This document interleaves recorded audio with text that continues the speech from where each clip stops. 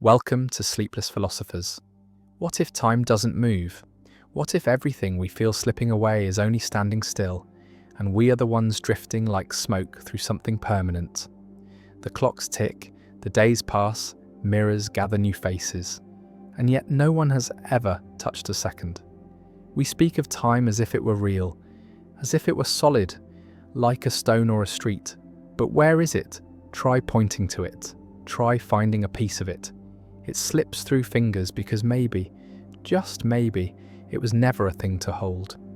Einstein called it an illusion. Persistent, yes, but still an illusion. In his theory of relativity, time stretches, slows, warps. Astronauts who travel at high speeds age differently than those left behind. It's not a metaphor, it's physics. In one experiment, twin atomic clocks were set. One stayed on Earth, the other flew aboard a jet. When reunited, they disagreed. One had aged more than the other.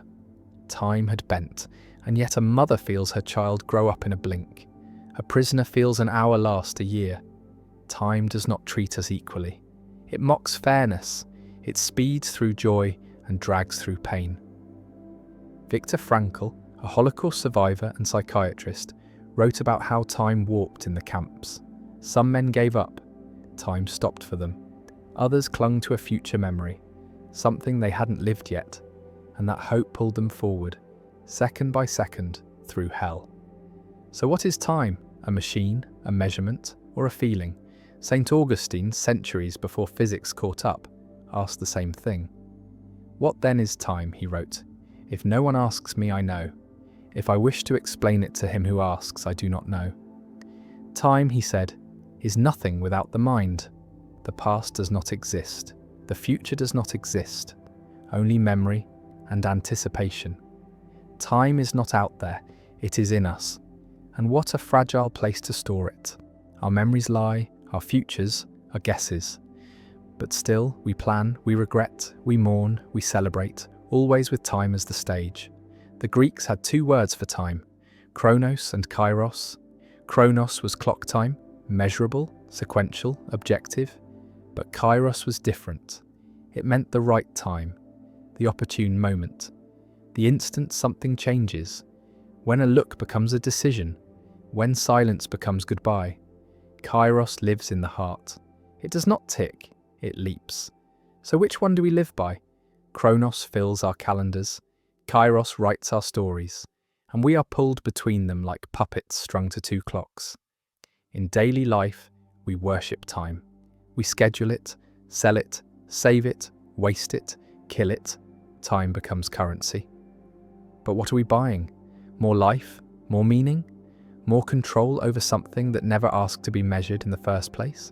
The philosopher Martin Heidegger believed that to be human is to be thrown into time, not placed gently, thrown, hurled into a world already moving, born too late for some things, too early for others. And all the while, we are aware, painfully aware, that our time is limited. He called this being toward death. Not morbid, just honest. Because the only reason we care about time is because we know it ends. If we lived forever, would we care what day it is? Would we race the clock, celebrate birthdays, dread the future? Or would we float, timeless, in a sea of unbroken now? That's the paradox. Time terrifies us. But it gives everything meaning.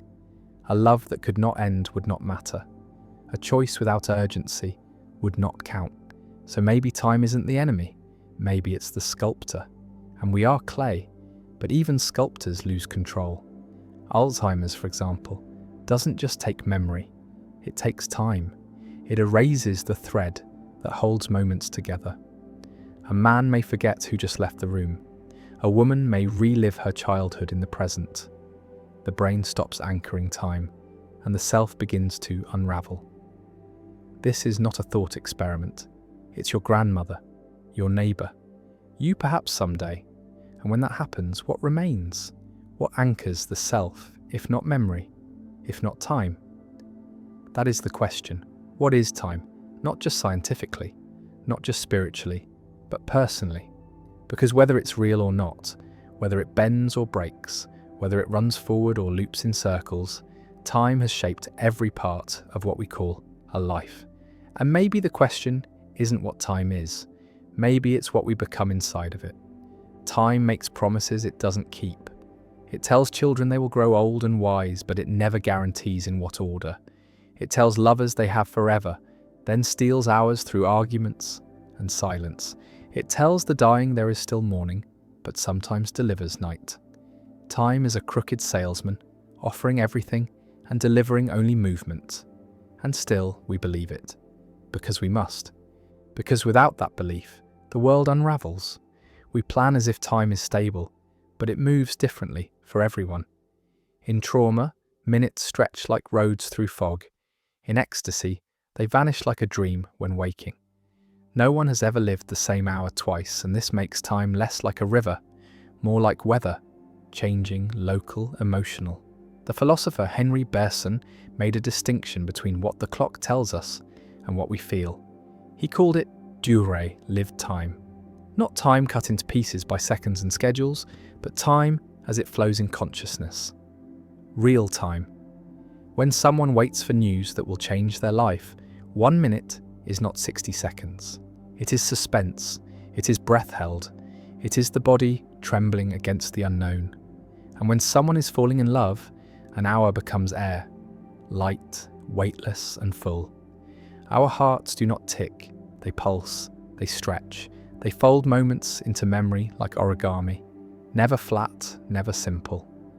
And yet we are trapped by clocks, trapped by calendars, trapped by the idea that everything must fit into neat boxes of before, during, after.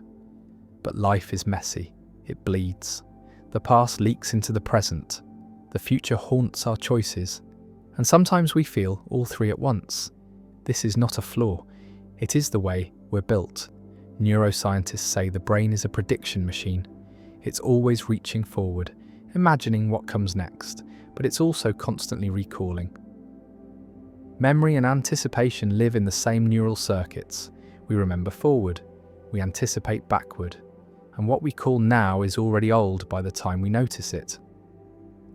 Every perception is a delay, every word already passed. The philosopher Zeno knew this thousands of years ago. His paradoxes, strange and irritating, were meant to show that motion itself is an illusion. If you cut time and space into infinite parts, how does anything ever move? How does an arrow reach its target? It must cross half the distance, then half again, then half again. But there is always another half. So how do we move at all? Some say we don't. That all moments exist at once. That past, present, future are illusions created by limited minds. Einstein hinted at this too, that the distinction between past and future is stubborn, but not real. That maybe we are simply sliding our awareness across a fixed landscape, like light travelling through a stained glass window, illuminating different colours one at a time. But if everything already exists, if every moment is already there, then what is choice? What is regret? If it all happened, or is happening, or will happen, then what are we doing here? Wondering. Perhaps wondering is the point. The brain, aware of its own fading, tries to make sense of the blur, and that attempt, that question, becomes our only anchor. Time doesn't just age us, it narrates us. We are not beings, we are becomings. No one is ever fully formed. No one is ever final. Even in death, stories continue. A father's voice echoes in a son's habits. A teacher's silence lingers in a student's hesitation. Time does not stop because someone left. It changes shape. Grief is proof that time is not linear. It loops, it surprises, it crashes into anniversaries, like waves against a door you forgot to lock. And joy lives there too. A song from childhood, a smell in a stranger's scarf. Time folds, time repeats. We do not remember linearly, we remember emotionally. Chronology is for clocks, meaning is for memory. And meaning never plays fair. That's why we keep asking, what is time? Because we feel it more than we understand it. Because it leaves marks but no fingerprints. Because it promises and takes and heals and wounds. And all we can do is listen. Breathe, Wonder what part of the story we're in. The beginning? The middle? The end? Or maybe we've been here before. Time loves irony. It teaches children to count it before they understand what it is. It offers the illusion of control to grown-ups who live by alarms, deadlines, reminders, and then snatches away the years in the space of a glance. Ask any parent, ask anyone who's lost someone. Time doesn't march, it vanishes.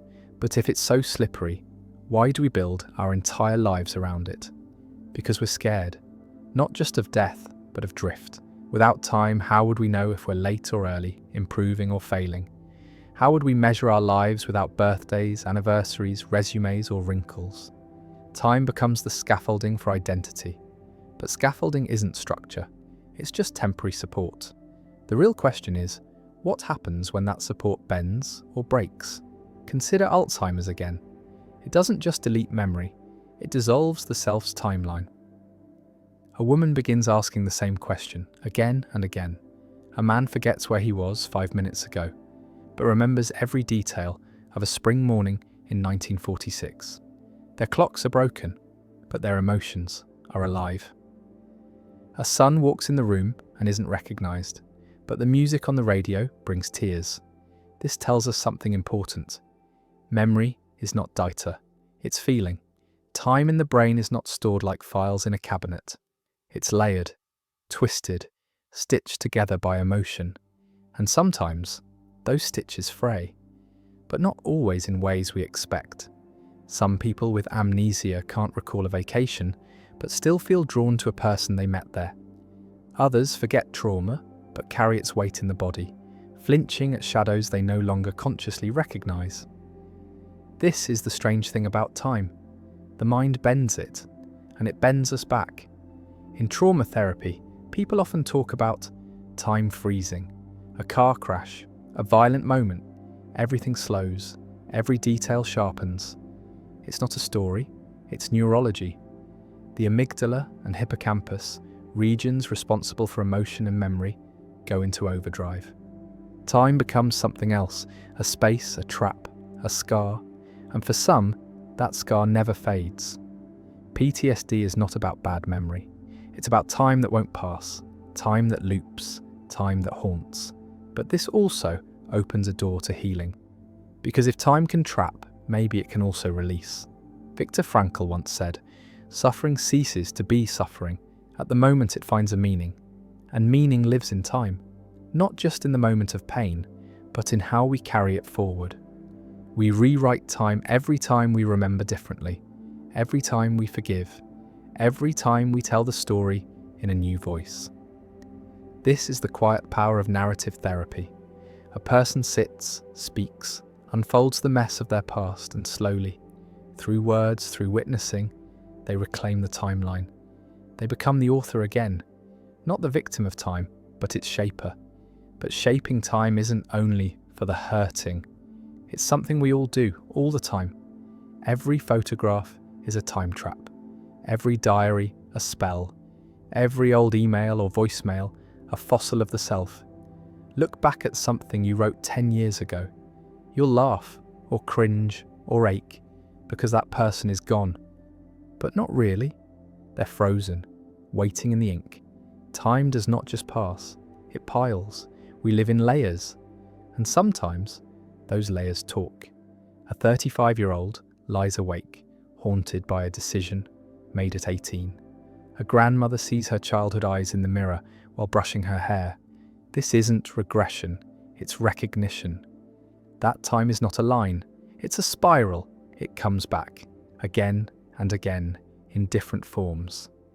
Nietzsche believed in eternal recurrence, that all things repeat, that every action echoes forever. Whether or not it's true doesn't matter. What matters is the mirror it holds up. If this moment would happen again and again, would it still be worth it?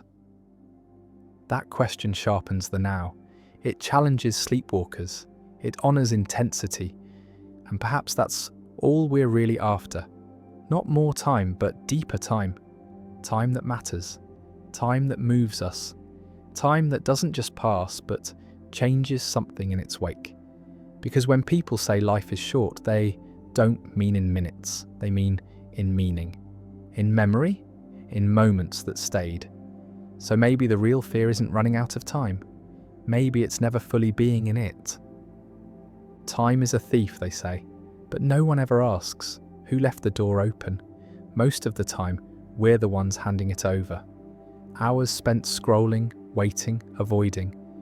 Days sacrificed to things we didn't care about, people we didn't love, versions of ourselves we no longer recognize. And yet, when we look back, we feel betrayed, as if time took something we never gave it. But time doesn't steal, it trades. The question is, what are we trading for it? Some people trade time for money. Fair enough, but how much? And when does it stop being fair? Someone once said, too many people spend money they don't have, on things they don't want, to impress people they don't like. That's time laundering, disguising something sacred as disposable. And then there are people who trade time for safety. They stay in dead-end jobs, relationships, cities, not because they're happy, but because they're afraid. Afraid of what? Of losing more time. It's a trap. You waste time because you're afraid to waste time. That's the madness of it. And society feeds the madness. We are told to chase time, to save it, invest it, manage it. Time becomes a product. We turn ourselves into efficiency machines. Wake up earlier, grind, optimize, hustle. But hustle for what? Retirement? A day off? A future self who may never arrive?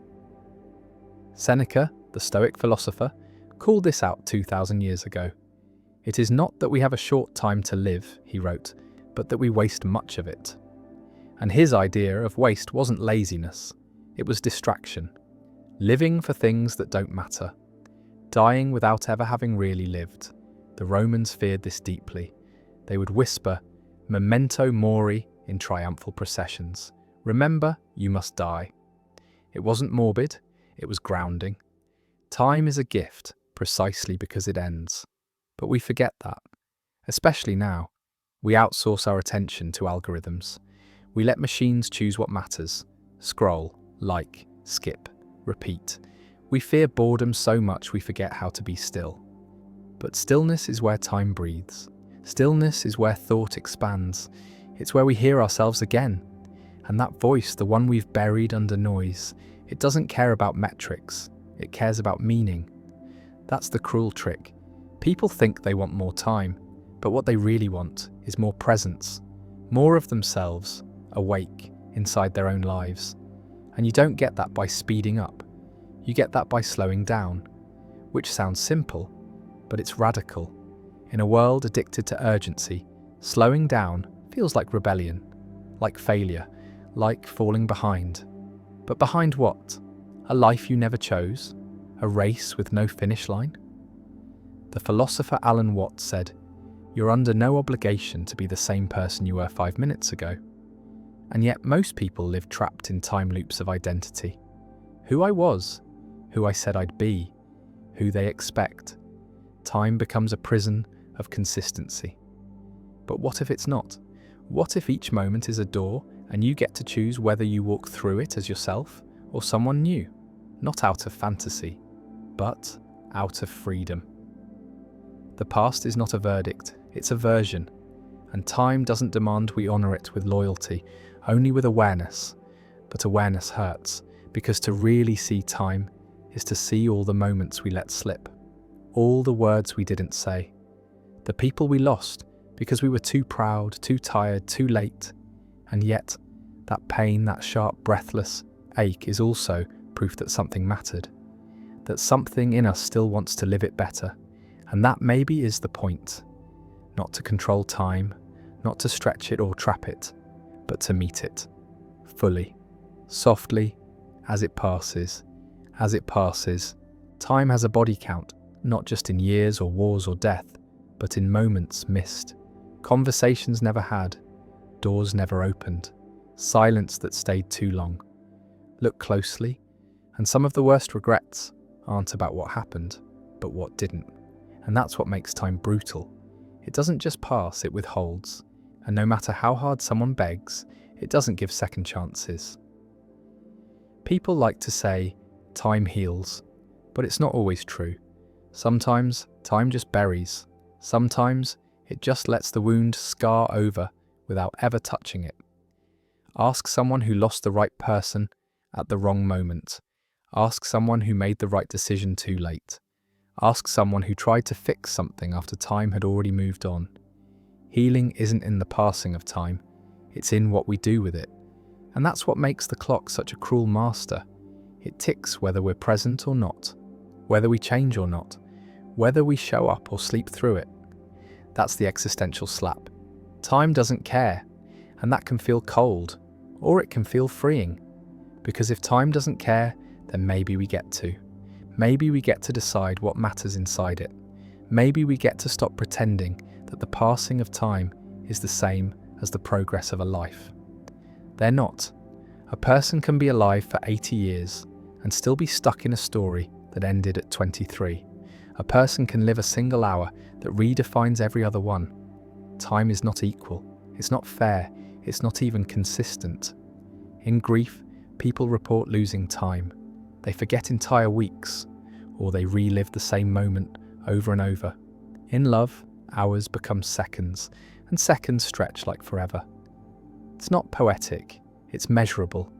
Time perception shifts with emotional state, with sleep, with age, with trauma. Children feel summers as eternal. Adults feel years like static. So how do we ever know what time really is? Maybe we don't. Maybe we only know how it feels, and that's what makes it dangerous. Because when we stop feeling it, when we go numb to time, we stop living. That's what burnout does. That's what depression does. Time becomes flat. Meaning drains out. The future becomes fog. That's why the smallest changes, a walk, a phone call, a real meal, can restart the clock. Not in numbers, in presence. Time starts moving again when we do. And yet, the world tells us that time is money. That every second must be productive. That rest is waste. But the irony is, the more we treat time like currency, the more bankrupt we feel. That's why people crash. That's why people wake up at 40, successful but hollow, because they followed time's rules but forgot to ask if the game was worth playing. The philosopher Søren Kierkegaard said, "Life can only be understood backwards, but it must be lived forwards." But what if both are happening at once? What if every moment we live forward is shaped by something behind us? What if our relationship to time is really a relationship to memory? Some people live haunted, some people live chasing, some people live nostalgic, convinced the best moments are already gone. And some live panicked, afraid the best ones haven't happened yet. But very few live now. Not because they can't, but because they never learned how. Because now is quiet. Now doesn't brag. Now doesn't scroll. Now doesn't distract. Now just breathes. And that kind of stillness scares people, because it asks for presence. And presence demands attention. And attention, real attention, means facing what's here, what's missing, what's true. That's why so many people avoid it. They think they're avoiding time, but really, they're avoiding themselves. And time just keeps moving. Not out of cruelty, but out of nature. Like rain, like gravity, like wind through an open window. It doesn't hate, it doesn't help, it just is. And maybe the only real question is, are we? Time doesn't knock, it slips in sideways, through a smell, a sound, a face that reminds someone of someone else. It shows up uninvited, dragging memory behind it like a shadow. And sometimes, people follow. Not forward, but back. That's the strange pull of nostalgia. It doesn't just visit, it kidnaps. 1 minute someone is doing the dishes. The next, they're standing barefoot in their childhood kitchen, staring at wallpaper that doesn't exist anymore. And the ache they feel? That's not just memory, that's time leaking. But nostalgia isn't always sweet. Sometimes, it lies, it edits, it adds golden light where there was none. It silences arguments, it rewrites loneliness. It turns mistakes into moments that were somehow better. Why? Because the past is finished, and people are scared of what's unfinished. The future is unfinished. The present is uncertain. But the past, even when painful, has already happened, so people turn it into a story, a place, a museum where they can walk the halls and feel safe in what they already survived. But that safety is borrowed, because nostalgia doesn't just pull backward, it can trap. It can convince someone that the best is behind them, that nothing ahead can compare, that the only good time was then. And that kind of belief kills forward motion. It replaces hope with longing. But longing is not the same as living. That's where memory becomes a maze. People don't just remember facts, they remember feelings, and feelings shift. A person who once felt strong in a moment might later feel shame. And that changes the memory, not because it's false, but because it's alive. Memory is not a filing cabinet. It's a garden. Things grow, things rot, things bloom unexpectedly, and time moves through it all like a wind, sometimes gentle, sometimes violent. That's why people can't trust timelines completely. A brother and sister might remember the same vacation differently. A couple might recall the same fight with opposite emotions. Time, filtered through memory, becomes personal, which means no two people ever live the same life, even if they share it. And this changes everything. Because if memory shapes identity, and memory is fluid, then the self is not a fixed point. It's a rhythm, a flicker, a thread woven through time, fraying and reforming constantly. That's terrifying for some, comforting for others, but either way, it's real.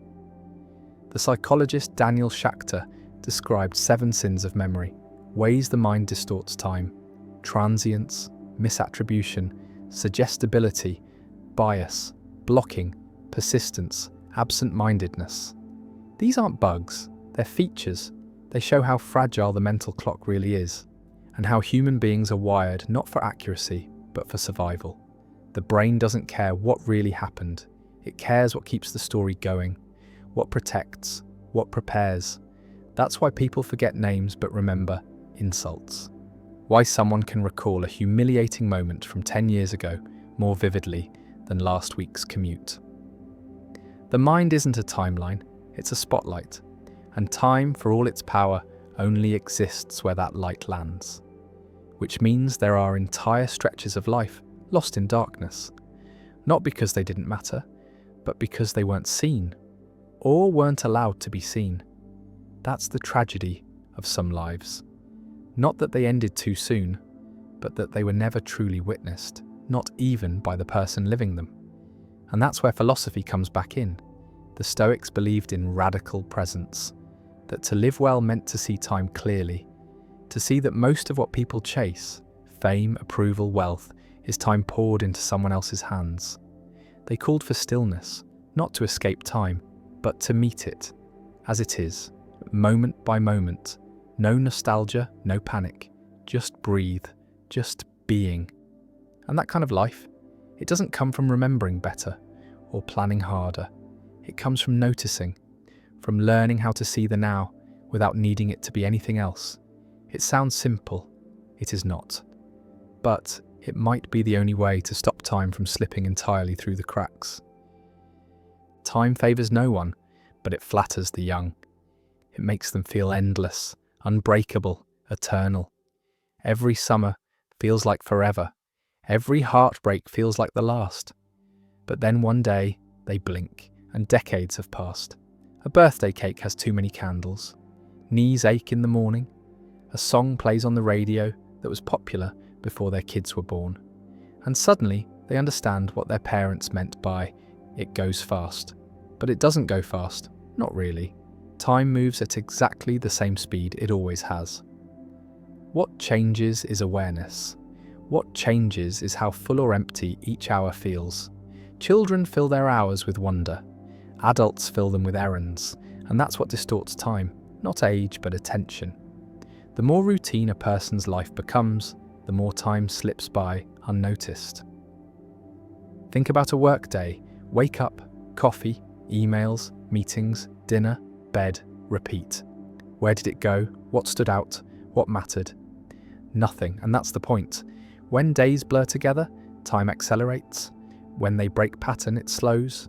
That's why people remember vacations, not commutes, arguments, not small talk, tragedy, not Tuesday. Emotion makes moments stick. Everything else dissolves. So how does someone slow time? Not by stretching minutes, but by deepening them. By paying such close attention that even the ordinary starts to glow. A philosopher once said, "Attention is the rarest and purest form of generosity." And time is what people give when they choose to notice. But modern life isn't designed for noticing. It's designed for speeding up. Faster downloads, faster responses, faster meals. But fast is not the same as full. Fast is not the same as good. Ask someone on their deathbed. Their regrets aren't about not going faster. They're about the moments they missed while rushing. The people they didn't call. The conversations they avoided. The time they spent performing instead of being. And those regrets, those are echoes. Time in its cruelty lets people see clearly only when it's too late to change. But sometimes someone listens early. Sometimes a loss wakes them up. A diagnosis, a divorce, a near miss. Suddenly the world sharpens. Every morning feels rare, every hug final. That's the strange gift of suffering. It teaches presence, not through wisdom, but through fire. And some people burned stay awake, others fall back asleep. Because being awake is exhausting. It asks too much, it hurts. But it's also the only place time becomes real again. The only place someone can live instead of rehearse. Because that's what most of life becomes, a rehearsal. For success, for approval, for some imagined moment when everything will finally begin. But what if this is it? What if nothing else is coming? What if life isn't waiting to start, it already has? That's the kind of question time doesn't answer. It only amplifies. The Japanese concept of ichi go ichi means one time, one meeting. It's a reminder that each encounter, no matter how small, may never happen again. A glance on the train, a conversation in a hallway, a shared joke, gone. Not because it wasn't important, but because time doesn't care. And that's where choice comes in. People don't control time, but they do control what they bring to it. A man can turn 5 minutes into a lifetime with a single sentence. A woman can change someone's future with a quiet yes. Time doesn't measure impact. Attention does. Intention does. And that kind of time, the felt time, the lived time, it breaks the clock. It makes 1 hour heavier than 10, one touch deeper than a year of silence. And maybe that's the answer people have been looking for. Not how to make more time, but how to fill the time they already have. Not with noise, but with meaning, with presence, with whatever makes the moment feel like it belongs to them, not the machine, because time isn't theirs. But this moment, this breath, maybe it is. There is a cruel moment in every life when someone realizes they're running out of time, not because of age or illness, but because they finally learned what they want. It hits late, always late. A woman spends years pleasing others, then wakes up one day and feels like a stranger inside her own life. A man builds a career, climbs every ladder, only to find it leans against a wall he never meant to climb. And by the time they see clearly, years are behind them like spilled water. That's the paradox. Clarity comes at a cost. Most people don't know what matters until time takes it. They don't know who matters until they're gone. They don't know what they needed until they've already lived without it. Why? Because survival distracts, because routine numbs, because society tells people to want what everyone else wants, until they can't feel their own hunger anymore. And the clock doesn't wait for rediscovery. It ticks, it punishes delay. That's why there's so much panic hidden beneath small talk. Why people scroll endlessly. Why they drink too much, cry quietly, stay up too late staring at ceilings. Because some part of them knows they're late, not to an appointment, to themselves. to the version of life they were supposed to meet before they traded it for someone else's idea of success. And time, as always, refuses a refund. That's the tragedy, but also the gift, because time's refusal to wait makes every honest moment matter more. It makes sincerity radical, it makes presence powerful, and it turns the smallest choices into revolutions. Choosing to rest, choosing to leave, choosing to begin again. These aren't small things. They are battles against momentum, against autopilot, against a version of time that wants obedience instead of awakening. And awakening is uncomfortable. It makes people rethink everything: marriage, work, faith, friends, even memory, especially memory. Because once someone wakes up, their past starts to look different. What they once called love now feels like survival. What they once called success now feels like escape. What they once thought was time well spent now feels like time borrowed from a life they were afraid to live. And that's heavy. That's grief. Not for someone else, but for the versions of the self that never got to exist. The artist that never painted. The friend that never forgave. The child that never felt safe. But grief is not always sorrow. Sometimes it's fuel. Sometimes it's the fire that burns down everything false. And in the ashes, people find something they lost a long time ago. There now. Not the imagined future, not the curated past, but the messy, holy, painful present. And in that space, time stretches. Not forever, but enough. Enough to speak the words that waited too long. Enough to take the trip, make the call. End the lie, start the thing. Enough to live a sliver of life that's truly theirs. That's the kind of time that doesn't fade. That's the kind of time memory protects. And no one teaches this better than those who've nearly died. Talk to anyone who survived a near-death experience. They don't talk about God or angels or tunnels of light. They talk about vision. Suddenly knowing what mattered. Suddenly understanding what they'd wasted. Suddenly realizing time is not a promise, it's a loan, and no one knows the terms. That's the wisdom people spend lifetimes avoiding. But some hear it early, in a friend's funeral, in a stranger's story, in a line of poetry, in a diagnosis. And if they listen, if they truly listen, they change. Not everything, not all at once, but enough to reclaim their hours, to slow their yes, to quicken their number, to stop treating time like something they'll always have more of. And that shift, that gentle, irreversible shift, is what turns living into life. Time plays favourites with memory, not by accuracy, but by intensity. 1,000 ordinary days vanish, but one sharp look, one broken promise, one perfect morning, it stays. Years can vanish into dust, but a moment can live forever. And that's what makes memory both a treasure and a trap. Because people don't remember what happened, they remember how it felt. That means time is not a chronology, it's a soundtrack, a taste, a bruise that never fully fades. Psychologists call this the peak end rule. It means people judge experiences not by duration, but by 2 points, the peak and the end. That's why a long, boring vacation with one magical sunset can become a cherished memory. That's why a 5-minute conversation that ends with a cruel word can ruin a friendship. Time bends around feelings. It wraps itself in meaning.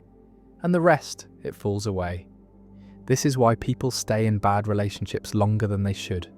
They don't remember every miserable day. They remember the laughter once, the tenderness once, that one trip to the coast. They forget the months of silence, the 1,000 tiny betrayals.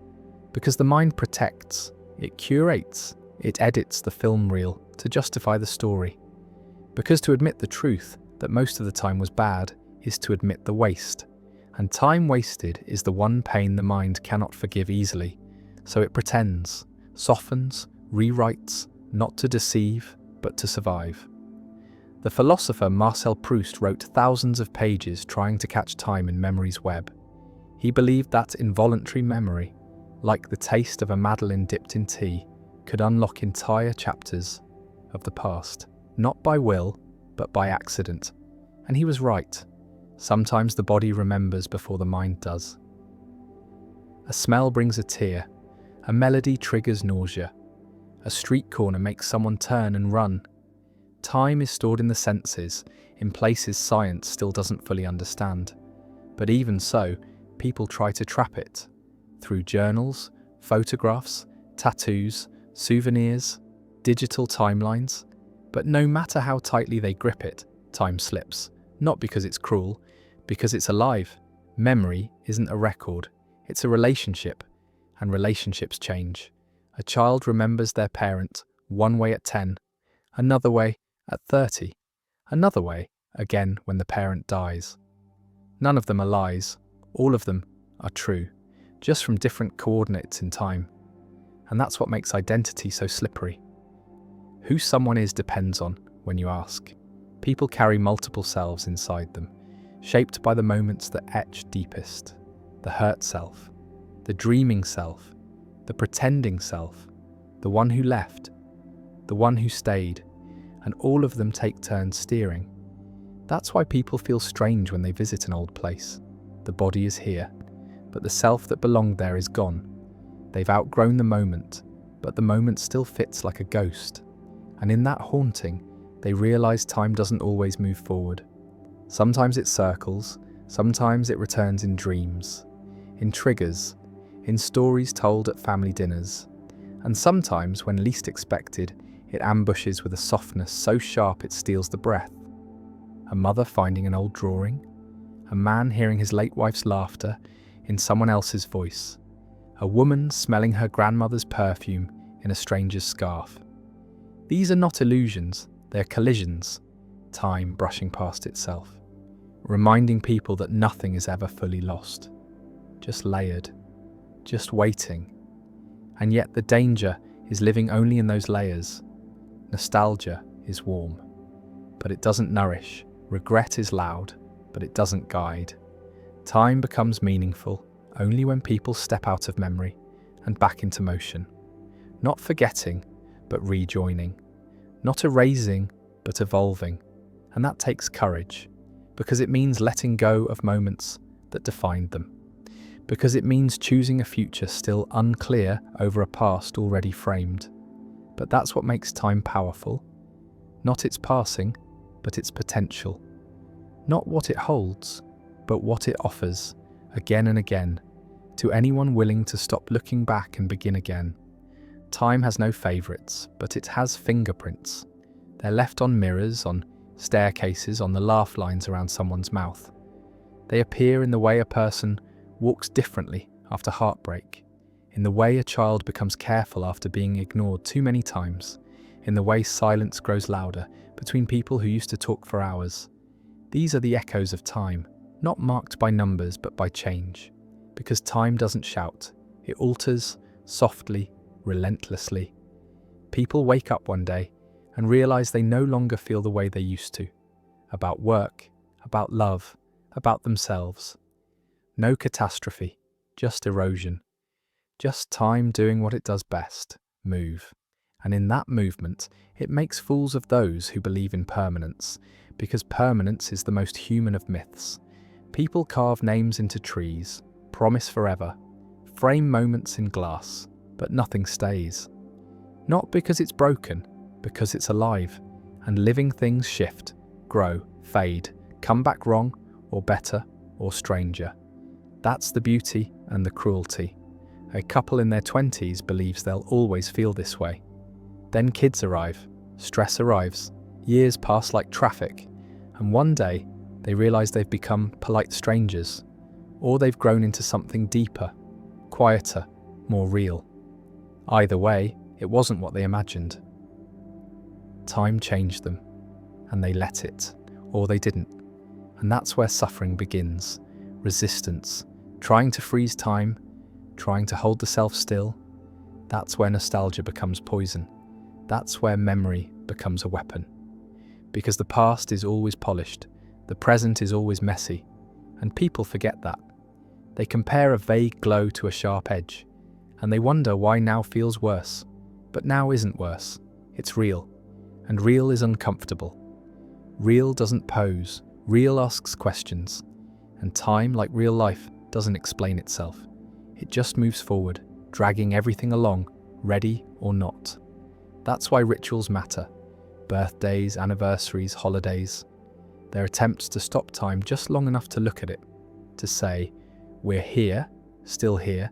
Even funerals are this, not about death, about time, about saying, this happened, this mattered, and now it's over, marking the end. Because endings are what give time its weight. A thing with no ending is just noise.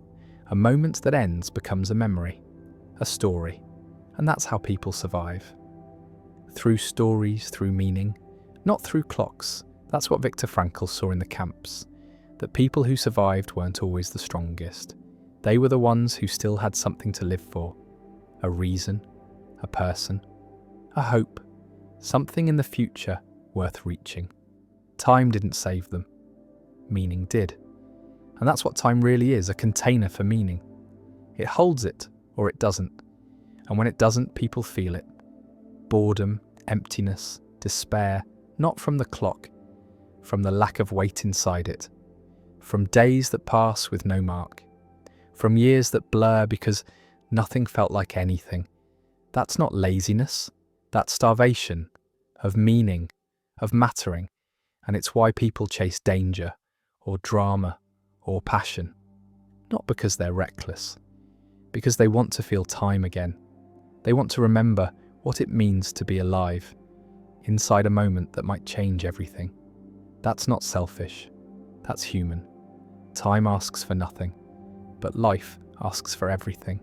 And in the tension between those two, people build what they call a life. Some build quietly, some burn everything down and start over. Some drift, some grip. But all of them, all of us, live inside this strange, ticking miracle. A thing we never see but always feel. A thing we try to measure but never truly understand. And maybe that's okay. Maybe time isn't for knowing. Maybe it's just for noticing, and being noticed in return. Time creates distance, but not always in space. Sometimes it's emotional. Two people live in the same house, sleep in the same bed, share the same table, and yet they become strangers. Not because of hate, because of time. Time that was once shared, now diverged. One morning she starts waking up before him, staring out the window longer than usual. One night he eats in silence, replaying something he didn't say 10 years ago. Nothing explodes, nothing breaks, they just drift. Because that's what time does when left unattended. It unthreads connection. Not instantly, slowly, like water wearing a waystone. And it's not just romantic. Friends vanish too.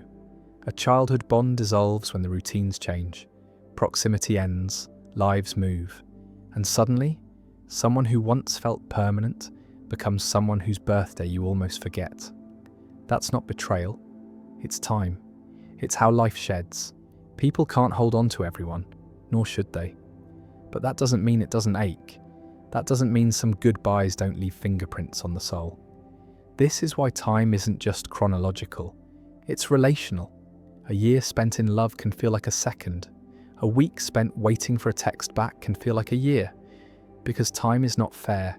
It serves the emotional, not the logical. It inflates pain, compresses joy, warps itself around anticipation and regret. And no one is immune. Even the wise, even the philosophers, even the ones who write about time for a living. Some of them did it to try to stop it, to trap meaning in words, to keep death at bay through ideas. Marcus Aurelius wrote his meditations not for an audience, but for himself. Notes to self. Reminders that time was short, that vanity fades, that legacy is dust. And yet even he admitted how often he wasted it. How often he lost himself in repetition, in distraction, in things that would never matter to anyone, even a day later. And that's the truth no one wants to admit. People don't lose time by accident. They give it away, piece by piece, scroll by scroll, apology by silence, year by year, nodding along to lives that aren't theirs. And then one day, something wakes them up. A sentence, a scare, a stranger's eyes, and they panic. Not because they're dying, because they finally want to live, and suddenly time feels cruel, like a staircase already half climbed, and they can't go back. That's where grief begins, not at death, but at awakening. The grief of what might have been, the grief of the unlived, but also the hunger. The sharp electric sense that maybe something can still be saved. Maybe it's not too late. Maybe there's still time for a truer life. And that's where the story splits. Some numb that hunger, others follow it, even if it hurts, even if it costs everything. Because they'd rather lose what was than miss what could be. They'd rather walk into an unknown tomorrow than sleepwalk through a known yesterday. And that takes courage, because time punishes hesitation. But it rewards movement, not success, movement. Honest, imperfect steps into the unknown. That's where real time lives. Not on the calendar, but in the change. The tiny rebellions against routine. The whispered yes when fear says wait. The soft breaking of habits that kept someone small. And in those moments, time stops being the enemy. It becomes the ally, the silent partner to every transformation. Because every version of the self is waiting at a different point in time. Some further ahead, some buried behind. And each decision, each choice of presence over passivity, brings us closer to one or further from the other. And no one tells us which one is right. Time won't answer that. It only offers the space. We fill it, or we don't. Time isn't neutral. It's layered with memory, emotion, belief. Two people sit in the same restaurant, eat the same meal, hear the same song, but one of them is thinking about the first time they were here, hand in hand with someone who's now a stranger. The other is thinking about tomorrow, a job interview that might change everything. They're not in the same moment. Not really. Time splits, not by physics, but by attention. That's the invisible truth. Everyone walks through separate timelines, even when their clocks match. Because time is not what happens, it's what happens to someone. A soldier and a monk can both sit in silence. One hears peace, one hears gunfire. The moment is the same, the time is not. This is why some people dread holidays, others live for them. Some people fear the silence of Sunday, others find church in it. Time carries memory like scent. It triggers without warning. And people blame time for the pain, but time is innocent. Time just holds. It's people who fill. It's memory that spills. And sometimes it floods. The philosopher Heidegger said, humans are not beings in time. We are time. Not just living through it, but made of it. Past, present, and future aren't just directions we move through. They're pieces of our being. The regrets we carry, the hopes we chase, the habits we repeat. All of it, time, expressed as identity. And that's unsettling, because it means time doesn't just age us, it constructs us. And if time builds the self, then changing the self means changing the relationship to time. That's why healing takes time. But more than that, it takes a different kind of time. Not just days, different days. A day spent rehashing old pain is not the same as a day spent rewriting the story.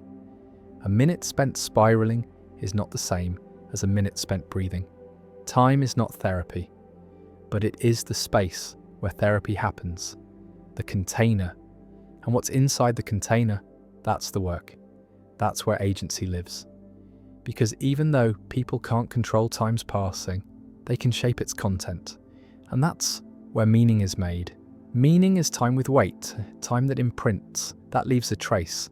Think of it like this. Two people can attend the same funeral. One leaves with a deeper commitment to life. The other leaves numb, unchanged. Same hour, same setting, different time. One became heavier, the other dissolved. This is why people remember some moments forever. Not because they were long, but because they were dense, because they collapsed something, or revealed something, or shifted something. Time doesn't need hours to change someone. It just needs truth. That's why a 5-minute conversation can undo a decade of silence. That's why a letter can split a family in half. That's why a single sentence, "I don't love you anymore," can divide a life into before and after. Time moves slow until it doesn't. It creeps until it breaks. And in that break, everything rearranges. That's when people realize that time is not solid. It's brittle, it snaps, it surprises. It can be stolen, sure, but it can also be given back. Sometimes in a memory, sometimes in forgiveness, sometimes in a second chance. And those are the rarest gifts when time returns. Not by magic, by courage. The courage to try again, to speak again, to live again. And those moments, however brief, are worth everything. Because they teach the one thing no clock can measure, that time doesn't have to be long to be deep. It just has to be real. And realness, in the end, is the only thing time respects. Time is a magician. It makes things disappear, names, faces, details. It turns memories into myths. A person forgets the colour of their first car, but remembers the way someone looked at them once across a crowded room. A parent forgets the exact day their child took their first step, but remembers the way they laughed when they fell. The mind doesn't store time, it paints it. And like any painter, it edits. A detail removed, a shadow softened, and over time the painting becomes the truth. Not because it's accurate, but because it's all that's left. That's the quiet tragedy of long life. Not death, dilution, the slow fading of sharpness, the soft smudging of everything once vivid. That's why people repeat stories as they age. Not just because they forget they've told them, but because the story is all that holds the moment in place. It's a defense against vanishing. And it's not just the elderly. Everyone does this. Everyone clings to certain memories as if they can slow the erosion. Because deep down, they know the truth. Time doesn't kill. It erases, gently, thoroughly. Unless someone resists, unless someone marks it. That's why people tattoo their skin. Write in journals, carve initials into desks. It's not vanity, it's panic. The need to say, "I was here," even if no one sees it, even if the desk gets thrown out, even if the ink fades, because something about being remembered feels like surviving time. And maybe that's the closest people get to immortality. Not living forever, but being remembered after. But even memory has a shelf life. Names get passed down, then forgotten. Photos fade. Digital files disappear when passwords are lost. Time outlives everything, even legacy. That's not depressing. That's freeing. It means people don't have to obsess over impact. They don't have to build monuments. They just have to live well. Fully, deeply, because that's the only real measure of time. Not how long something lasted, but how alive someone felt within it. A short friendship can change a person more than a lifelong one. A 5-minute speech can spark a revolution. A single glance can make someone question everything they thought they knew. Time doesn't measure importance. It measures opportunity, and most of it is missed, not because people don't care, but because they think there will be more. More chances, more days, more words left to say, but sometimes there's not. And that's the cruel magic trick. Time lets people believe they're safe, until it isn't. Until the call doesn't come, the door stays closed, the text stays blue, and the moment's gone. That's when people realise they were never promised anything, that every second they thought was theirs was always borrowed, and suddenly the ordinary becomes holy. The late night laughter, the coffee on the porch, the stupid inside joke, the quiet drive home. Not because they were dramatic, but because they were real. And real things are rare. Real things don't repeat. That's why grief hurts so much. It's not just missing someone. It's the sudden awareness of time, of how brief everything was, of how much was wasted. And that realization, it either hardens a person or softens them. It either makes them bitter or it makes them bold. Bold enough to live now, to say the thing, to quit the job, to forgive, to risk, not because they're reckless, because they've seen what time can take, and they refuse to let it take more. That's where meaning begins. Not in avoiding time, but in meeting it, head on, breath held, heart open, knowing it will end, and doing it anyway.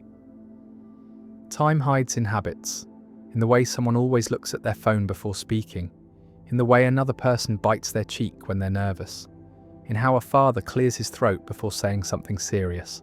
These are the fingerprints of time pressed into behaviour. They weren't always there. They arrived slowly, one day after another, a defence, a comfort, a pattern. Most people don't notice how time moulds them. Not until they try to change, not until they say, I want to do things differently, and find they can't. Not easily, because time doesn't just pass, it settles. It buries itself in routine, in identity, in muscle memory. A person becomes their patterns. Their schedule becomes their skeleton. Their rituals become their rest. That's not always bad. Routines keep people sane, but they can also become prisons. A man sits at the same bar stool every Friday for 20 years and calls it tradition. But maybe it's a grave. A woman stays in a job she hates because the commute is familiar, because the coffee shop on the corner knows her name. But familiarity isn't freedom. It's just what happens when time goes unexamined. Because people don't fear change. They fear unfamiliar time.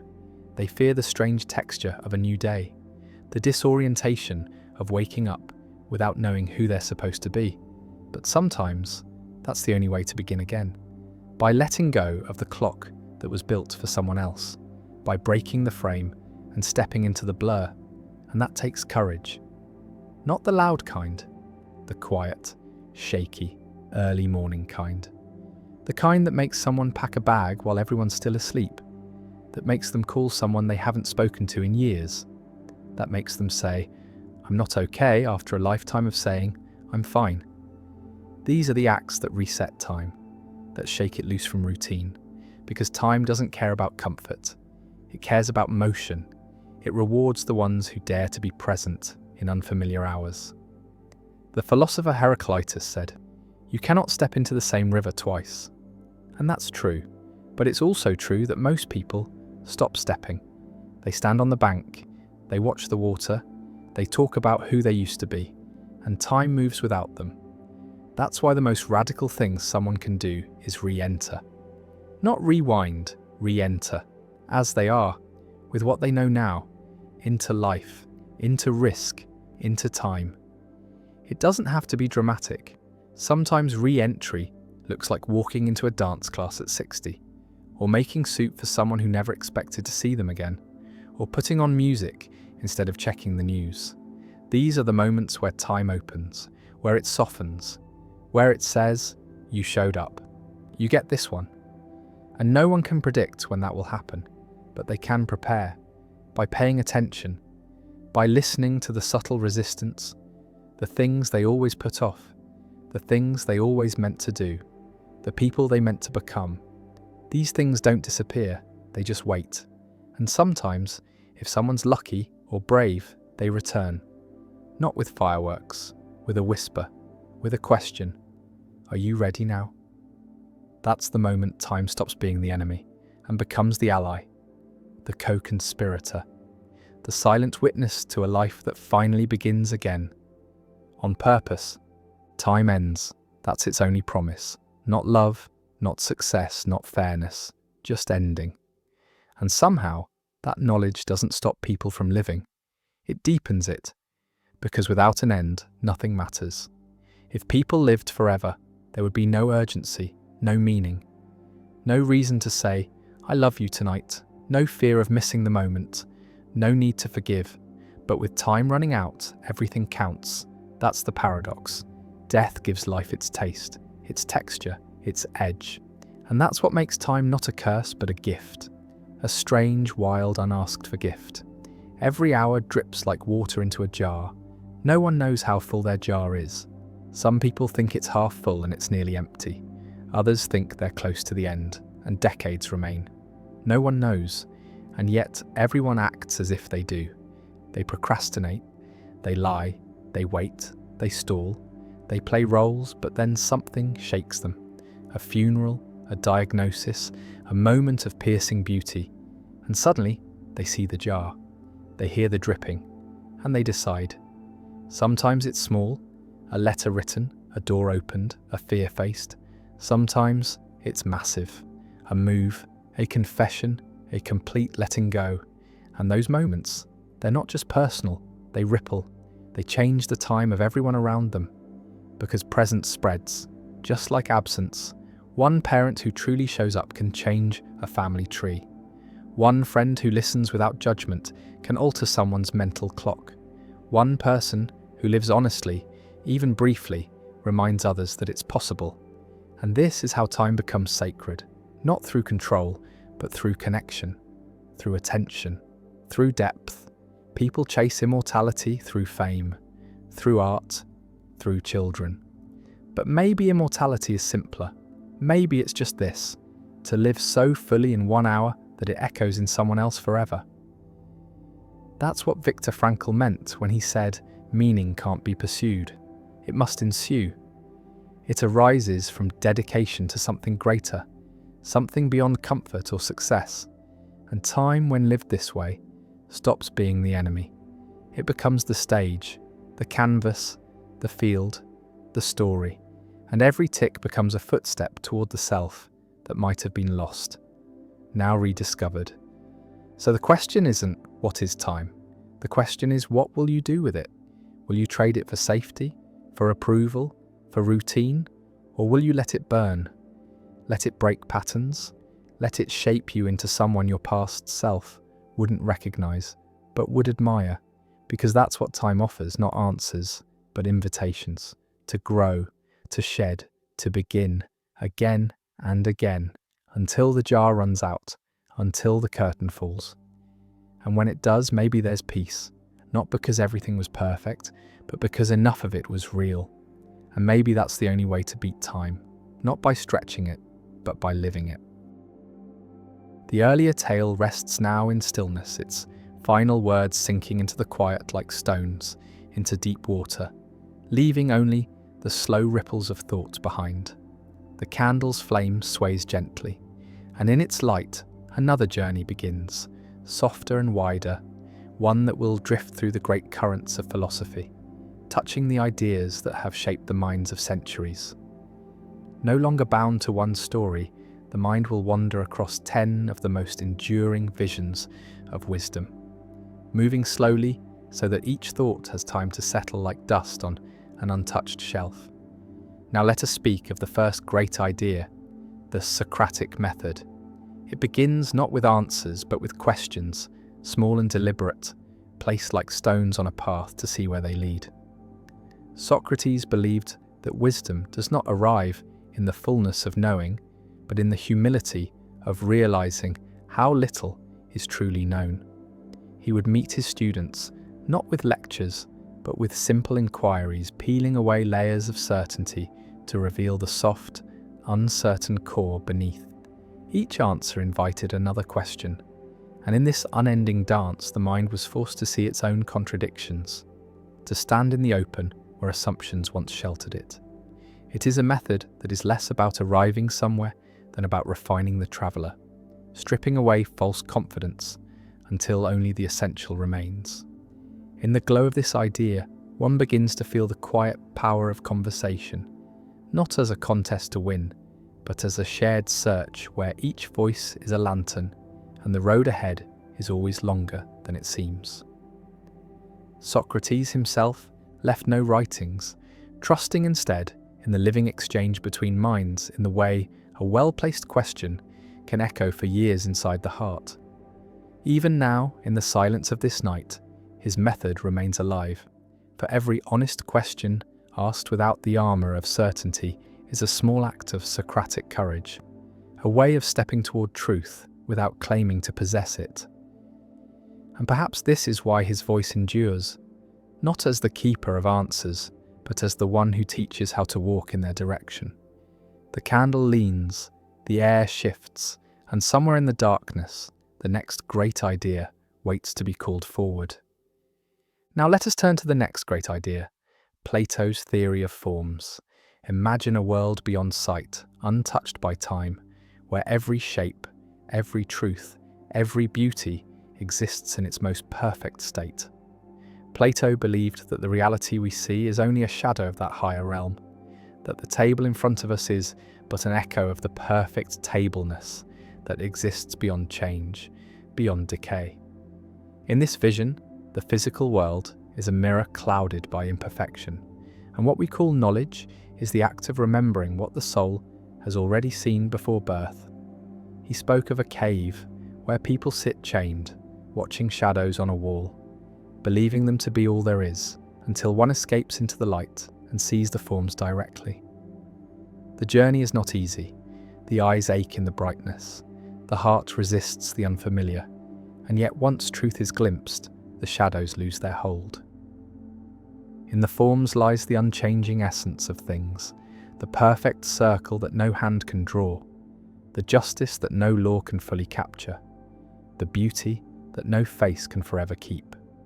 The senses, Plato warns, can deceive. They show us many chairs, each flawed, yet through thought we can approach the single, flawless form of chairness that makes them all possible. And so the philosopher's work is to look beyond appearances, to use reason as a bridge to that higher reality, to anchor the soul in what cannot fade. It is a comforting thought that somewhere there is a place where nothing breaks, nothing dies, nothing loses its shape, that all goodness and truth are preserved whole. But it is also a demanding thought, for it asks the mind to see the world not as an end, but as a clue, a path, a whisper of something greater. In this way, every ordinary thing becomes a signpost, every imperfect moment a reminder that perfection exists elsewhere, drawing us on. And perhaps in quiet moments like this, we can almost sense it, not with the eyes, but with the still part of the soul that recognizes what it once knew. The candle burns steadily, casting its own shadows on the wall, and one wonders which world this light belongs to, the one of change or the one of forms. Perhaps both. Perhaps every flicker is an invitation to turn toward the light. Now let us speak of Aristotle's virtue ethics, a vision of the good life not built on rigid rules or fleeting pleasures, but on the cultivation of character. Aristotle saw human life as a movement toward eudaimonia, a word often softened into happiness, but more deeply meaning human flourishing, the full flowering of one's nature. This is not a state one stumbles into by fortune, but a way of living shaped by countless choices, each one forming the habits that become the soul's architecture. Virtue, to Aristotle, is the balance between extremes, the golden mean between excess and deficiency. Courage lies between recklessness and cowardice. Generosity lies between wastefulness and stinginess. Honesty lies between boastfulness and self-deprecation.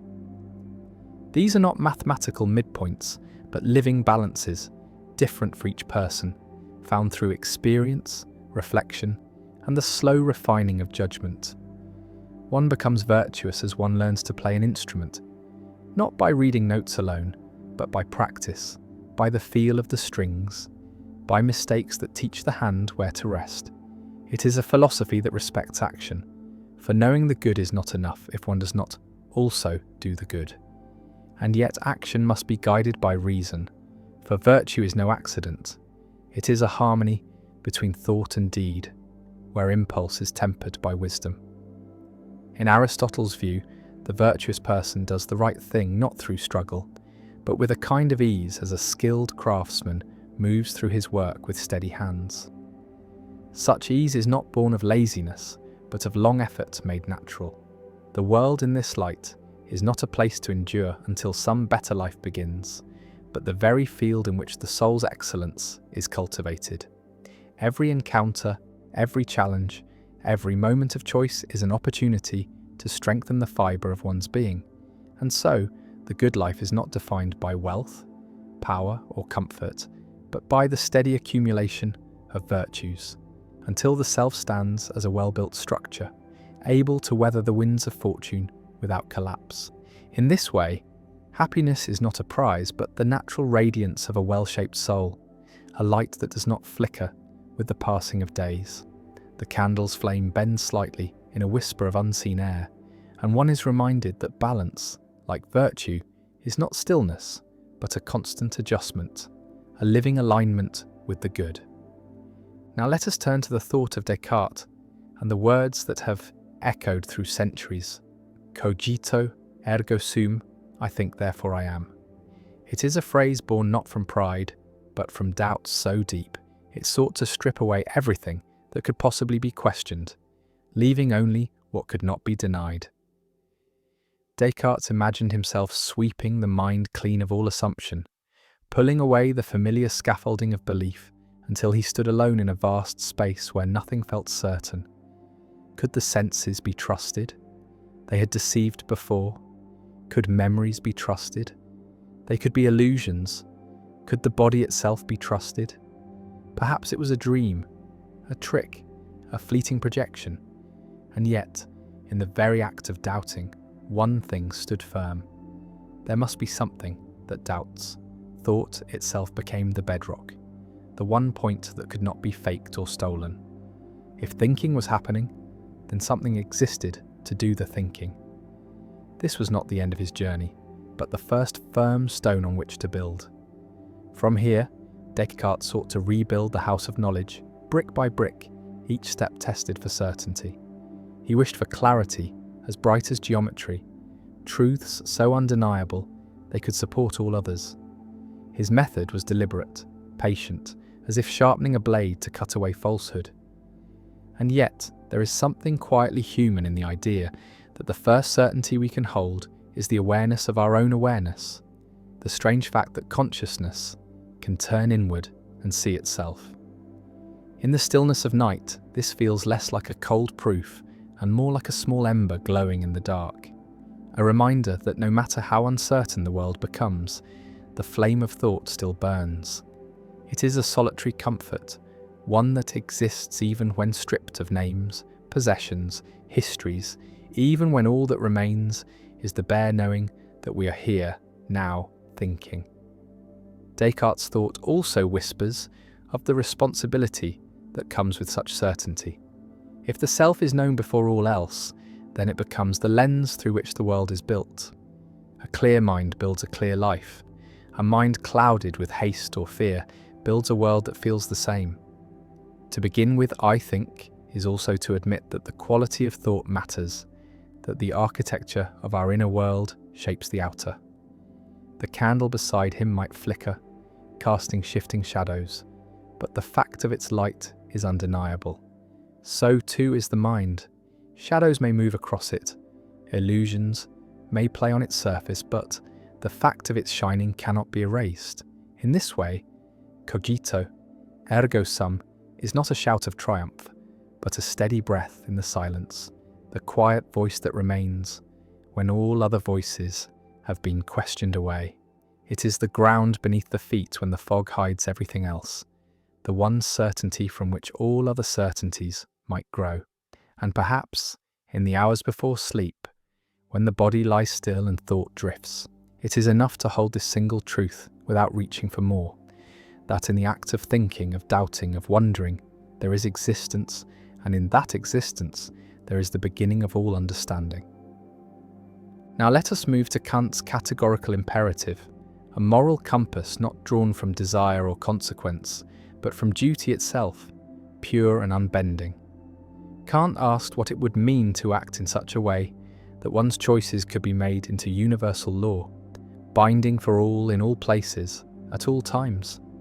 He sought a morality that stood above preference, stronger than impulse, untouched by the shifting tides of personal gain. Imagine pausing before each act to ask, if everyone did this, could the world still stand? If the answer is no, the act must be set aside, however tempting, however small. This is the first face of the imperative, a rule that turns the mirror outward to humanity as a whole, asking the self to see its choices not as private shadows, but as patterns in a greater weave. The second face is equally stern, yet equally luminous. Treat every person as an end in themselves, never merely as a means. In this, Kant draws a line against using others as tools for one's own purposes, however noble the excuse. Each person is a whole world, not a rung on a ladder, and to honour that is to honour the dignity of reason itself. The beauty of this thought lies in its symmetry, one's own freedom bound only by the freedom of all others, the moral law arising not from command, but from the structure of thought that all rational beings share. In Kant's view, morality is not a gift from heaven nor a contract with society, but something woven into the very capacity to reason, a truth that would shine even in a universe empty of gods. And yet, he admits, to follow it is no easy task. Desire pulls like wind, fear presses like weight, and the clarity of the imperative can feel cold against the warmth of inclination. But for Kant, it is in that cold clarity that moral worth is found. For to act rightly when it costs nothing is no great proof of virtue, but to act rightly against one's own advantage is the mark of a will aligned with the moral law. There is a certain quiet majesty in this view, the thought that even in the smallest decision one participates in a law as vast and impartial as the night sky, each act a star in a constellation too large for one life to see whole. The candle on the desk leans lower, its flame steady despite the draught, and one is reminded that light does not ask whether it is convenient to shine, it simply fulfills its nature. In this, Kant's imperative finds its living image, a steady flame guided not by whim or reward, but by the form of its own being. Now let us drift into Nietzsche's vision of the will to power, a force he saw not as the hunger for mere control over others, but as the deep, restless impulse within all living things to grow, to expand, to overcome the boundaries of what they are. For Nietzsche, life itself was a movement toward more life, a ceaseless reaching, like roots pressing through stone or rivers carving valleys over centuries. The will to power was not simply ambition, nor the shallow thirst for domination, but the inner current that drives the seed to become a tree, the artist to create beyond exhaustion, the thinker to break the limits of inherited truth. In his eyes, existence was not content to remain still. It surged forward in infinite forms, testing itself, reshaping itself, becoming more than it was. Even suffering could be part of this will, for struggle was not a mark of weakness, but a forge where strength was tempered. To embrace the will to power was to see life not as a series of obstacles, to endure until rest, but as a great arena in which one's being was sharpened through challenge, conflict, and creation. He warned against the life lived too safely, for in the shelter from hardship, the will could wither, becoming timid and pale. Better, he thought, to step into the storm and find in it the raw material from which to build oneself anew. It was this idea that fed his vision of the Übermensch, the one who creates their own values, standing beyond the dictates of the herd, shaping a self as an artist shapes stone, not with submission, but with the courage to carve. Such a life was not without cost.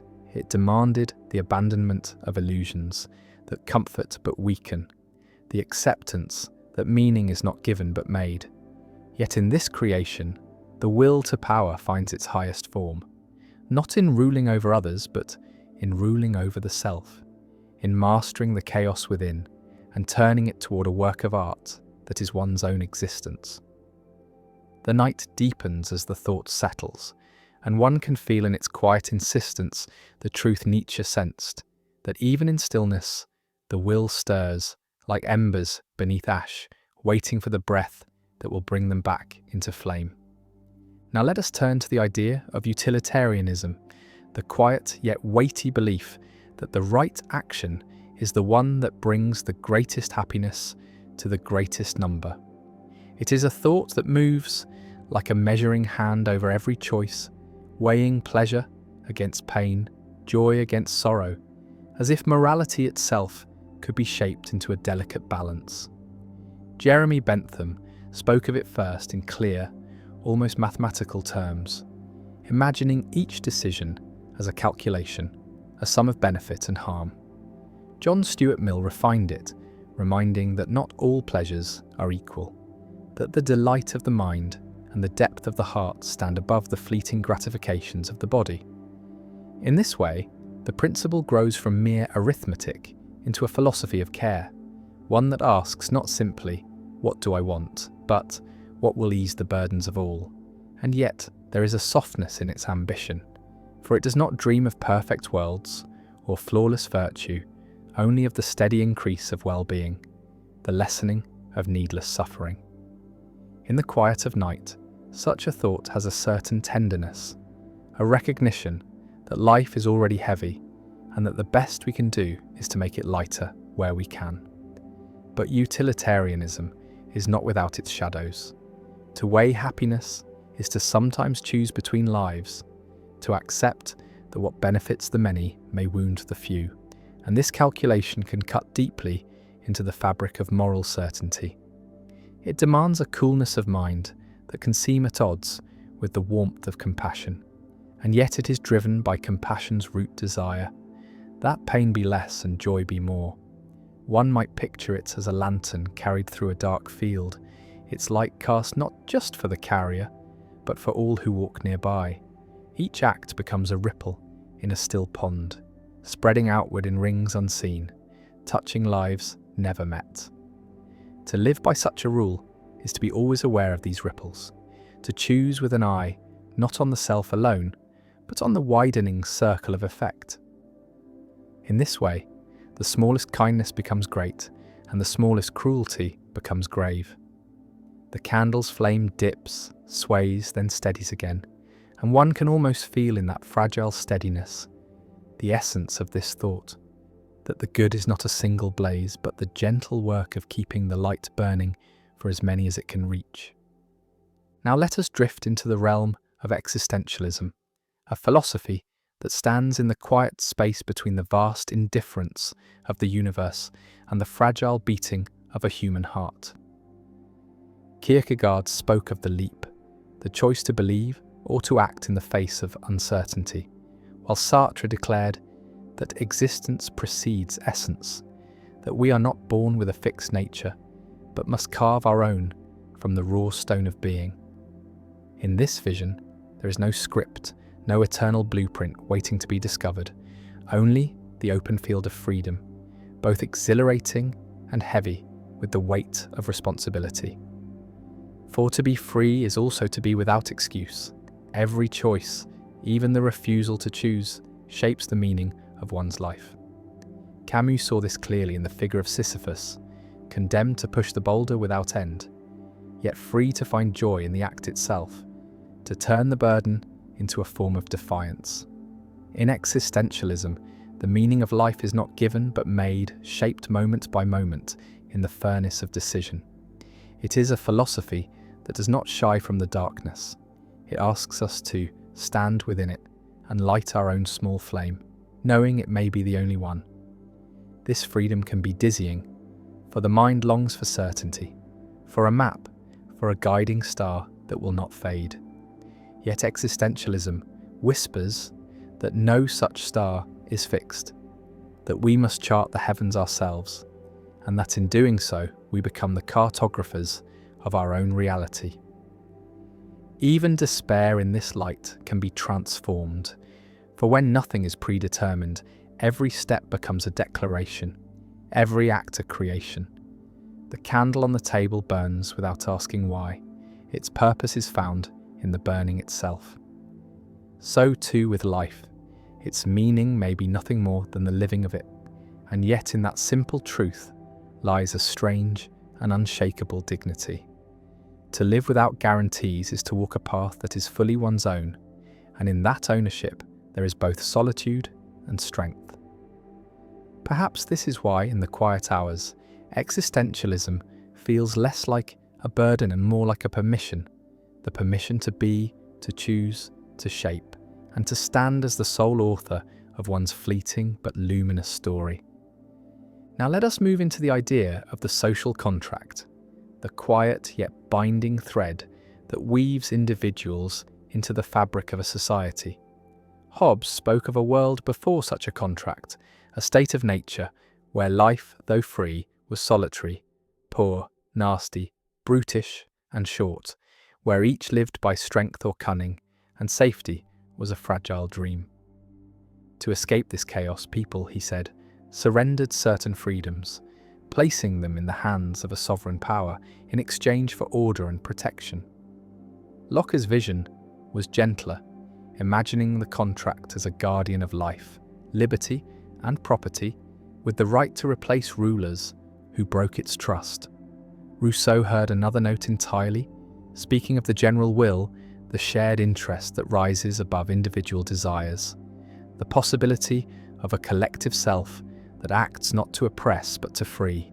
In each telling, the contract is not a paper in a drawer, but a living agreement, renewed in every act of cooperation, every law obeyed or challenged, every moment where self-interest bends toward the common good. It is unseen yet everywhere, shaping the streets we walk, the words we speak, the trust with which we open our doors at night.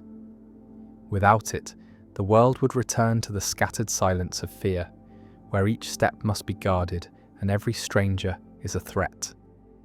Yet with it comes the weight of obligation, for to be part of a society is to bear the responsibility of maintaining its justice, to give as well as to take, to remember that rights are not solitary possessions, but shared inheritances.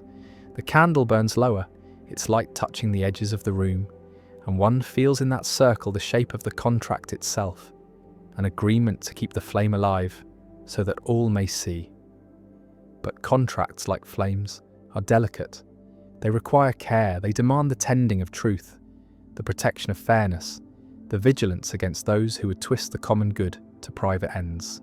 And so, to honour the social contract is not only to live within its safety, but to guard its spirit, to ensure that the promise made long ago in silence still holds in the lives of those who have never spoken it aloud. Now let us wander into the ancient current of the Tao, the way, the quiet path spoken of in the old verses of Lao Tzu, a path not built but discovered, not forced but followed. The Tao is the rhythm beneath all rhythms, the flowing order that needs no command, the movement of clouds and rivers, the unfurling of leaves, the turning of the seasons, all in harmony, without hurry.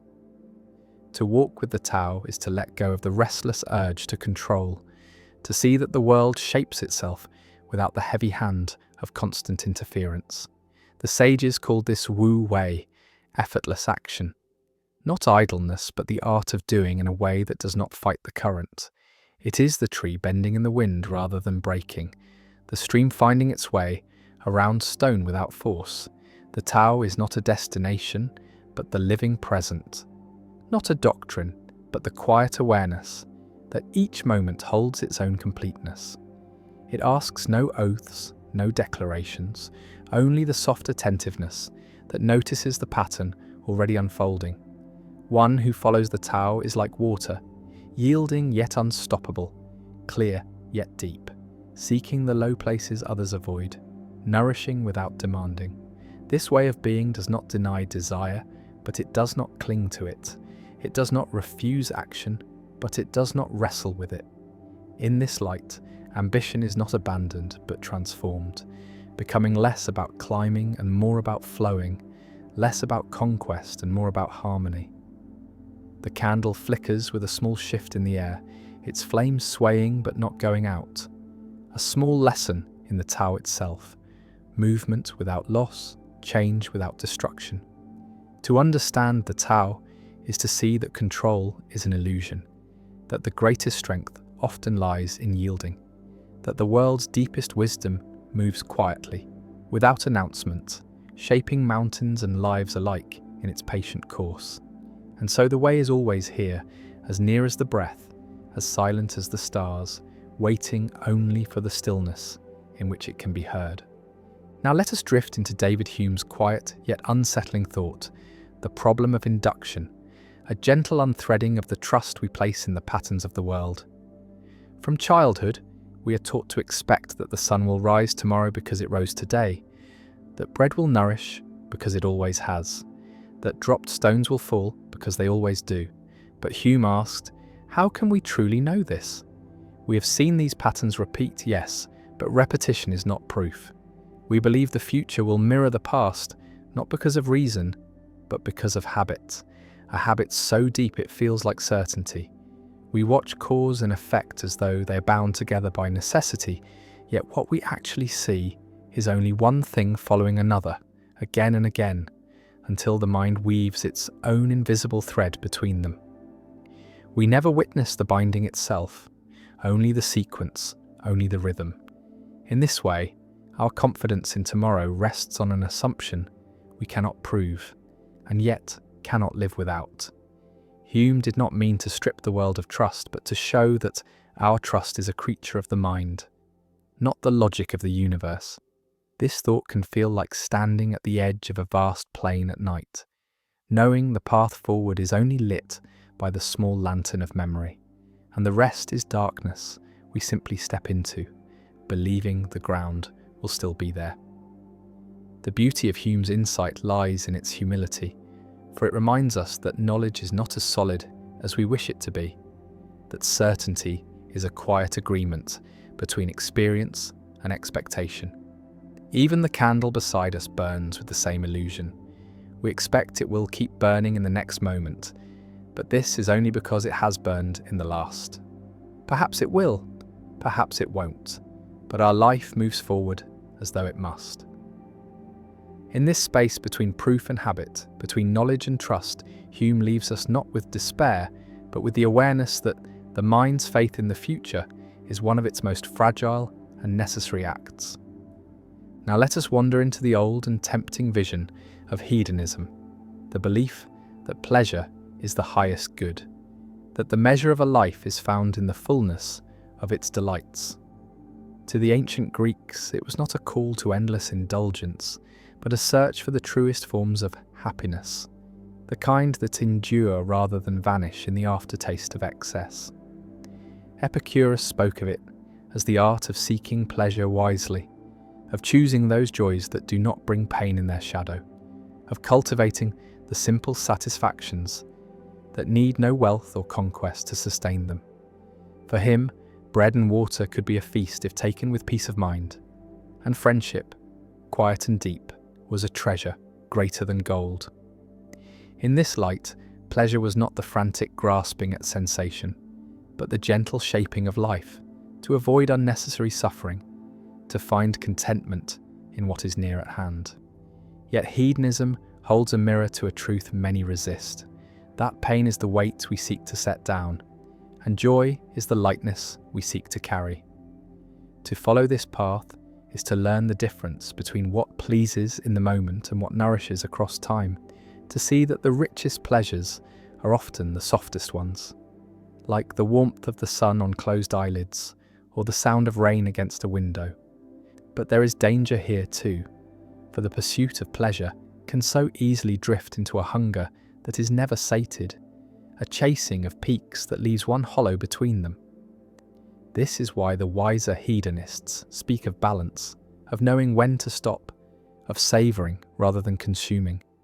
The candle burns with a steady glow, giving its light freely but within the limits of its wax. It does not seek to burn faster, for that would be to end itself. So too with pleasure, when it is taken in measure, it sustains; when taken in greed, it destroys. Hedonism, at its truest, is the art of knowing the difference. Now let us move into the deep and endless question of determinism and free will, the tension between the chains of cause and the dream of choice. Determinism whispers that every action, every thought, every breath is the inevitable result of all that came before, that the universe is a vast, unbroken chain stretching backward to the first movement and forward to the last, each link forged by the one before it. In this view, the moment of decision is not a birth but an unfolding, like a seed opening because it must, like the tide rising because it is pulled. If the mind is shaped by genes, by upbringing, by the precise arrangement of atoms and events, then perhaps even the belief in freedom is simply another link in the chain. And yet, against this, the feeling of choice rises like a stubborn flame. The sense of standing at a crossroads, of being able to step left or right, to speak or remain silent, to act or to refrain. Free will insists that within the machinery there is a space, however small, where the self can push against the weight of what has been and make something new. Some see the two not as enemies but as different lights on the same river. That perhaps the current is fixed, yet the way one moves within it is one's own. That freedom may lie not in altering the flow, but in choosing how to meet it. Others suggest that even if all is determined, the experience of choosing is real enough to live by. For a life lived as if one is free is shaped differently than one lived in resignation. The candle on the table burns because the match was struck. The match was struck because the hand moved. The hand moved because of thoughts. The thoughts arose because of other moments, each leading to this small circle of light. Whether this flame was inevitable from the birth of the stars or lit by a free and sudden act may never be known. Perhaps it is in the mystery between these two that human life unfolds, a dance of necessity and possibility, where even if the steps are written, the dancer still moves with grace. Now let us step into the quiet puzzle of the ship of Theseus, an ancient question that drifts between the harbours of identity and change. The story is simple. A ship preserved in honour of a hero is kept seaworthy for centuries by replacing its parts as they decay. First a plank, then a mast, then the sails, until every single piece is new.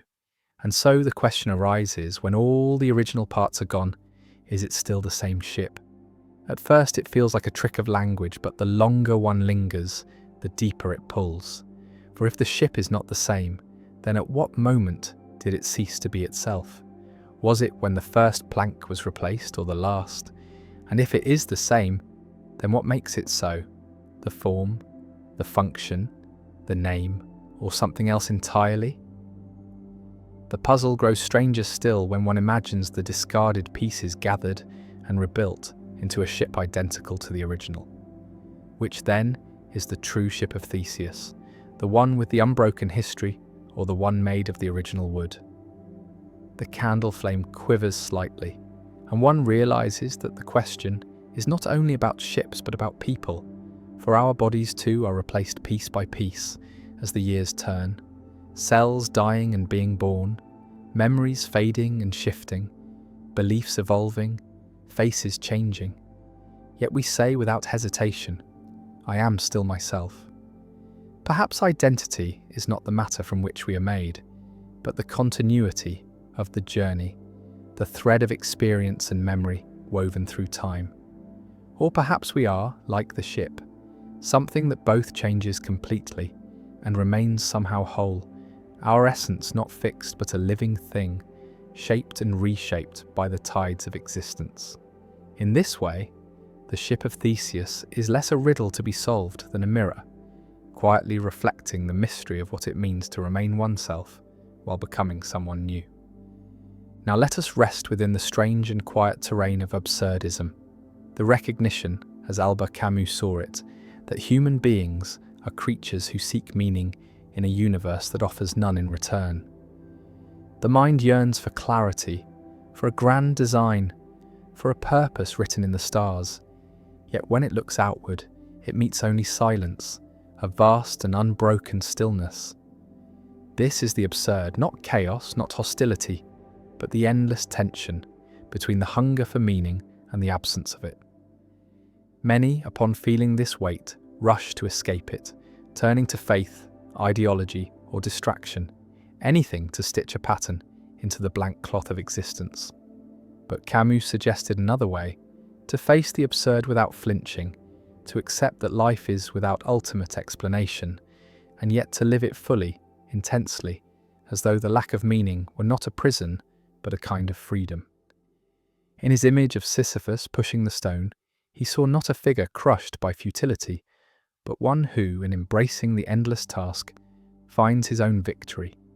If there is no higher plan, then each moment becomes the canvas, and we, the painters of its fleeting colours. The candle's flame, which will inevitably burn down to nothing, still gives its light in this moment, and that light is enough. Absurdism asks not for resignation, but for defiance, not the bitter defiance of rage, but the quiet defiance of joy, the choice to smile in the face of the void. It whispers that life's worth is not hidden behind some distant curtain to be drawn back at the end, but here, in the very act of living, in the taste of water, in the warmth of a shared glance, in the sound of wind moving through leaves at night. And so, one learns to walk through the silence with open eyes, to push the stone with steady hands, knowing that the meaning one seeks may never come, and yet finding, in the seeking itself, something that feels like meaning after all. Now let us enter the shadowed depths of Plato's allegory of the cave, a vision of human understanding drawn in the soft charcoal of myth. Imagine a group of people who have lived their whole lives chained in darkness, their faces turned toward a wall, able to see only the flickering shadows cast by objects passing before a fire behind them. To these prisoners, the shadows are the only reality, the shapes the only truth, for they have never seen the objects themselves, nor the fire, nor the world beyond the cave. Then imagine that one prisoner is freed, pulled into the light, stumbling and blinded at first. For the truth is painful when the eyes have known only darkness. Slowly, shapes emerge, the fire, the path upward, and finally, beyond the cave, the vast and radiant world under the open sky. Trees, water, sunlight, stars.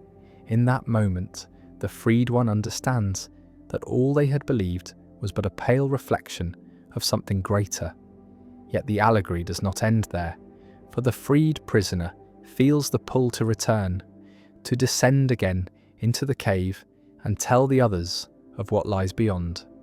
But the others, unaccustomed to such talk, may not believe, may even resist, for the comfort of familiar shadows can feel safer than the blinding strangeness of truth.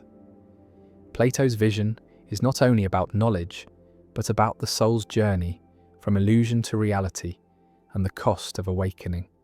For to see the light is also to know the darkness for what it is, and to live with the burden of both. The candle on the table flickers, casting soft shadows on the wall, and one can feel the cave in them, the way perception can be bound by what the senses allow, the way truth often waits beyond the frame of sight. The allegory whispers that each life is a kind of cave, and that to seek wisdom is to climb toward the light, even if the ascent is slow, even if the sun's brightness brings tears, even if the ones left below cannot follow. Now let us move into the still centre of Aristotle's golden mean, the gentle balance he saw as the heart of virtue, the narrow path between the cliffs of excess and deficiency. For Aristotle, every virtue is a midpoint, not an exact line drawn in stone, but a living balance that shifts with circumstance and person. Courage lies between cowardice and recklessness, generosity between miserliness and waste, humility between arrogance and self-abasement. It is not the avoidance of extremes for their own sake, but the seeking of the place where equality is at its most fitting, most human, most whole. This balance is not static, for life moves, and with it the measure of the mean. What is courage in one moment may be recklessness in another. What is restraint today may be cowardice tomorrow. The golden mean asks for a constant listening, a steady attunement to the harmony of the situation, as a musician adjusts each note to the flow of the music. In this way, virtue becomes less a rigid rule and more a craft, something shaped with patience and care, a skill honed in the quiet decisions that fill the days. Yet to live in balance is not to live without passion. Aristotle did not call for the dull flattening of all feeling, but for the full flowering of what is good in its right place and measure. The candle burns at such a mean, too small a flame, and it will fade into darkness, too large, and it will consume itself. But here it glows steadily, giving light and warmth without waste. The golden mean is a reminder that wisdom often lives, not in the loud gesture or the final extreme, but in the quiet middle, where the forces of life meet and steady each other. And so, to walk in virtue is to walk that narrow yet shifting road, feeling the weight of each step, listening for the place where one stands in harmony with both the self and the world. Now let us drift into the quiet logic of the principle of sufficient reason, the thought that nothing exists without a reason why it is so and not otherwise. Leibniz shaped it into a guiding light for the mind, a soft but unyielding demand that every fact, every event, every shadow and star carries within it the thread of its own explanation. To accept this principle is to believe that the world is not scattered chaos, but an ordered tapestry, each stitch bound to the next by the necessity, of course, the inevitability of reason. Yet this is not only a law for the scientist or the philosopher, it is the silent pull that makes a child ask why again and again, the impulse to peer behind the curtain of the obvious, to lift the stone and see what lives beneath. It whispers that no leaf falls without a cause, no thought rises in the mind without its roots, no flame burns without the marriage of air and spark. The candle before us is here because the wax was shaped, the wick was set, the match was struck.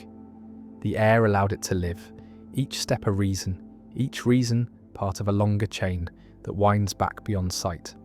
But the principle carries its own shadows, for if everything must have a reason, then what reason is there for the whole of existence itself? What stands at the end of the chain, giving reason to all, yet needing none? Leibniz answered with the idea of a necessary being, something whose reason for existing lies in its own nature, something that simply is. Others see in this the limits of reason itself, a place where the mind meets the horizon and can go no further.